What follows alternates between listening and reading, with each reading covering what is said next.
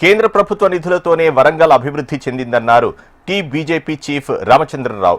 వరంగల్లో పర్యటించిన ఆయన భద్రకాళి అమ్మవారిని దర్శించుకొని ప్రత్యేక పూజలు చేశారు.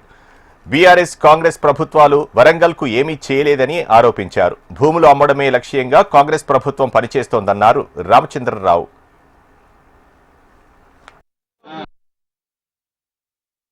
భారతీయ జనతా పార్టీ కేంద్రంలో ఉన్న ప్రభుత్వం తెలంగాణ సంబంధించిన వరకు అనేకమైన పథకాల్లో అనేకమైనటువంటి ఒక పనుల్లో నిధులు కేటాయించడము, నిధులు ఇవ్వడం జరిగింది.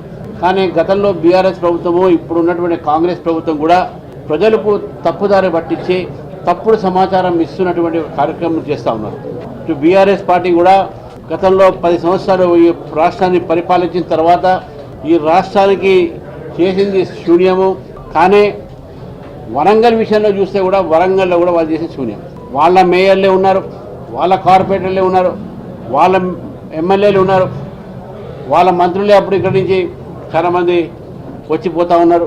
అయినప్పుడు కూడా వరంగల్ అనేటటువంటి ఒక నగరాన్ని, హనంకొండ కానీ వరంగల్ కానీ ఈ రెండు ఉన్నటువంటి కార్పొరేషన్ కానీ జిల్లాలో కానీ రెండు ప్రభుత్వాలు, ఇటు బీఆర్ఎస్ ప్రభుత్వము ఇటు కాంగ్రెస్ ప్రభుత్వం కూడా ఏ మాత్రం చేయలేదు.